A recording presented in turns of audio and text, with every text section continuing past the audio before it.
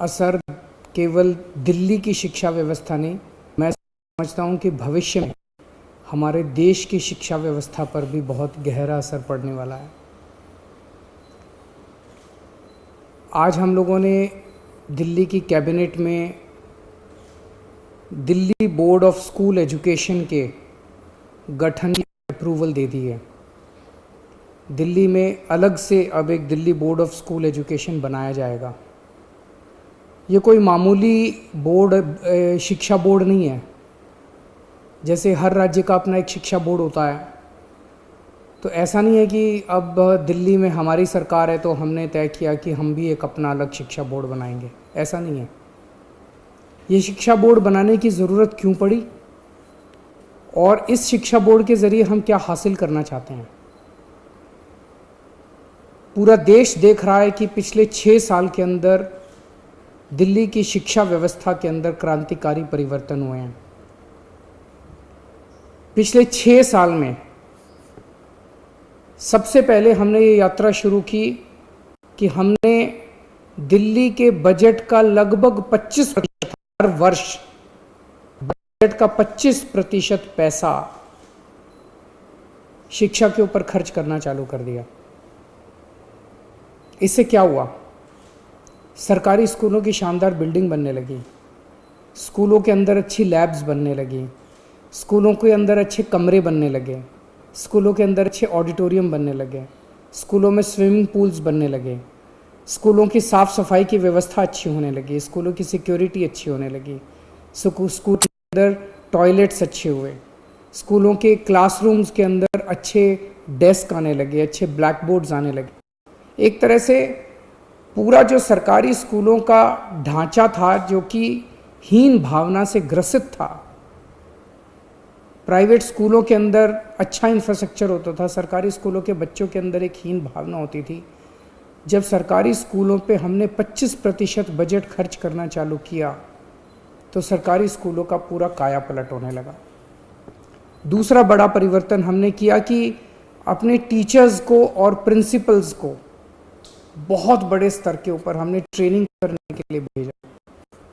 हमने उन्हें कैम्ब्रिज भेजा, फिनलैंड भेजा, अमेरिका भेजा, कनाडा भेजा, IIM लखनऊ भेजा, अहमदाबाद भेजा। हमारे ढेर सारे टीचर्स और हमने अपने बच्चों को फॉरेन भेजना चालू किया। हमने अपने बच्चों को केमिस्ट्री, फिजिक्स, मैथ्स के ओलंपियाड के लिए विदेशों में भेजा। हमारे बच्चों ने भारत का नेतृत्व किया और कई जगहों से हमारे दिल्ली के बच्चे मेडल जीत के लौटे। जब ये टीचर्स बच्चे वापस लौटे, उनके अंदर एक ज़बरदस्त आत्मविश्वास था और कुछ कर गुजरने की इच्छा थी। तीसरा हमने बड़ा परिवर्तन किया कि हमने अपने प्रिंसिपल्स को एम्पावर किया। अभी तक हर स्कूल के अंदर दिल्ली सरकार का डायरेक्टोरेट ऑफ एजुकेशन का बहुत ज़्यादा इंटरफेरेंस होता था, छोटी छोटी चीज़ों के ऊपर। स्कूल में कुछ भी खरीदना है, स्कूल में कुछ भी रिपेयर कराना है, सरकार से परमिशन लो।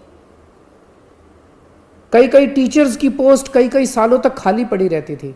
अब हमने प्रिंसिपल को पावर दे दी।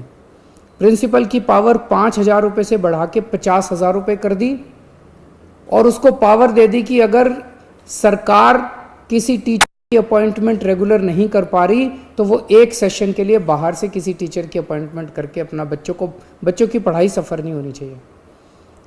हमने हर स्कूल के अंदर एस्टेट मैनेजर्स की नियुक्ति की। कई नए नए प्रयोग किए गए। सरकारी स्कूलों के बारे में कहा जाता है कि 5वीं क्लास तक भी बच्चे आते आते उनको ना अपनी किताब पढ़नी आती है, ना अपना एक लाइन पढ़नी आती है, ना गणित के बेसिक क्वेश्चंस आते हैं। उनको तैयार करने के लिए हमने मिशन चुनौती और मिशन बुनियाद जैसे कार्यक्रम, नए नए प्रयोग शुरू किए। हैप्पीनेस करिकुलम लेके आए, जिससे बच्चों को मेडिटेशन कराना सिखाते हैं। बच्चों के इंटरपर्सनल रिलेशंस अपने माँ बाप के साथ, अपने परिवार के साथ, अपने दोस्तों के साथ रिश्ते अच्छे होते हैं। बच्चों के इमोशनल नीड्स पूरे होते हैं। हैप्पीनेस करिकुलम लेके आए, एंटरप्रेन्योरशिप करिकुलम लेके आए। तो इस तरह से कई सारे प्रयोग पिछले 6 साल के अंदर किए गए, जिसकी वजह से आज दिल्ली के सरकारी स्कूलों के नतीजे 98% आने लगे हैं, प्राइवेट स्कूलों से ज़्यादा नतीजे आने लगे हैं। हमारे बच्चों का इंजीनियरिंग में, मेडिकल में, बड़े बड़े अच्छे अच्छे कॉलेजेस के अंदर एडमिशन होने लगे हैं। पेरेंट्स को भरोसा हो गया है कि अब हमारे बच्चे सरकारी स्कूलों के अंदर उनका सुरक्षित है। ये बहुत बड़ी बात है। जो पेरेंट्स पहले सरकारी स्कूलों में अपने बच्चों को भेजना नहीं चाहते थे, आज वो पेरेंट्स अपने बच्चों को सरकारी स्कूलों में जब भेजते हैं तो उनको भरोसा होता है कि उनके बच्चों का भविष्य सुरक्षित है। बच्चों के अंदर आत्मविश्वास पैदा हुआ है। अब अगला स्टेप लेने का समय आया है। अब ये तय करने का समय आया है कि स्कूलों में क्या पढ़ाया जा रहा है और कैसे पढ़ाया जा रहा है। हम शिक्षा क्यों देते हैं अपने बच्चों को?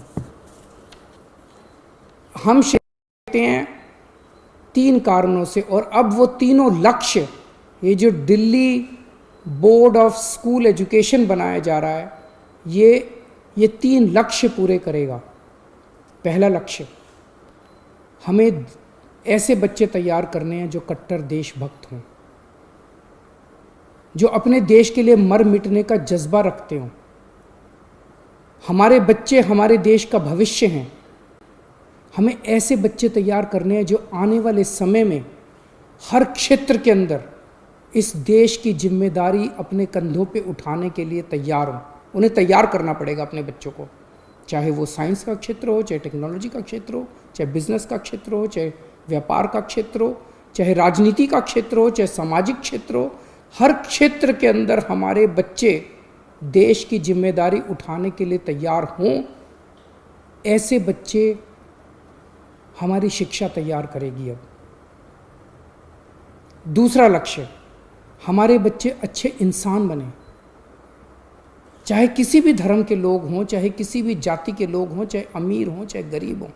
ये सारी दीवारें तोड़ के एक दूसरे को इंसान समझना है और अपना जीवन एक तरफ जहां अपने परिवार के लिए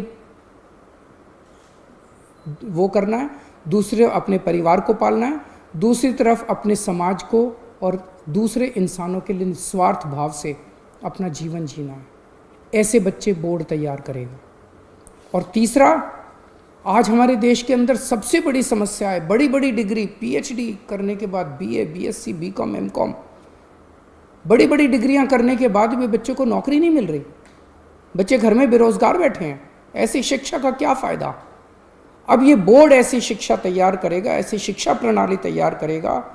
हम क्या पढ़ाएंगे, कैसे पढ़ाएंगे, ये बोर्ड बच्चों को अपने पैरों पे खड़ा होने के लिए तैयार करेगा, ताकि जब शिक्षा करके वो निकले तो वो रोजगार ढूंढने के लिए दर दर की उसे ठोकरें ना खानी पड़े। उसका रोजगार उसके साथ तैयार होना चाहिए। ऐसी शिक्षा तैयार की जाएगी। इसलिए इस बोर्ड का गठन किया जा रहा है, ऐसी शिक्षा देने के लिए, ऐसा शिक्षा का कंटेंट तैयार करने के लिए, और प्रक्रिया ऐसी बनाई जाए। आज हमारा पूरा का पूरा शिक्षा तंत्र रटने पे जोर देता है। रटो और साल के अंत में 3 घंटे के पेपर के अंदर उलट के आ जाओ। ये बदलना पड़ेगा।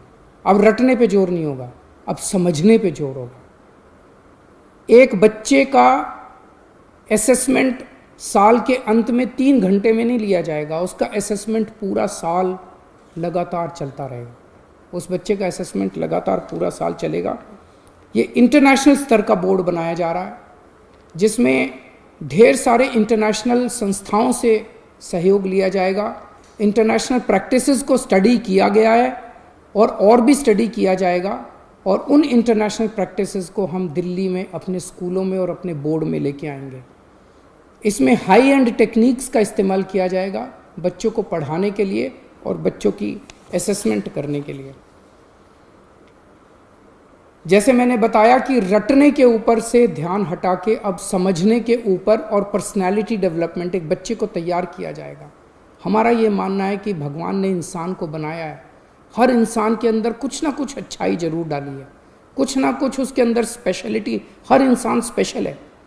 वो क्या स्पेशल है, ये शिक्षा प्रणाली की जिम्मेदारी होगी कि उस बच्चे की उस स्पेशलिटी को निकाल के उसकी किस चीज़ में रुचि है, और उसे किस चीज़ की ज़रूरत है, उसका कैरियर किस चीज़ में होना चाहिए और उसे कौन सा कोर्स पढ़ना चाहिए। ये शिक्षा प्रणाली निकाल के उस बच्चे को वही सिखाया जाएगा जिसमें वो माहिर है, ना कि एक रट्टू तोता जो अभी बनते हैं वो बनाया जाएगा। दिल्ली में 1000 के करीब लगभग सरकारी स्कूल हैं, 1700 के करीब प्राइवेट स्कूल हैं। इनमें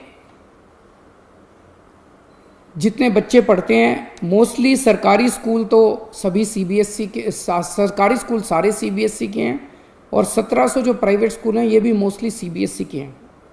इस वर्ष 21-22 एकेडमिक ईयर में 20 से 25 सरकारी स्कूलों को हम एक साथ सारे स्कूलों को इस बोर्ड में नहीं लेके आएंगे।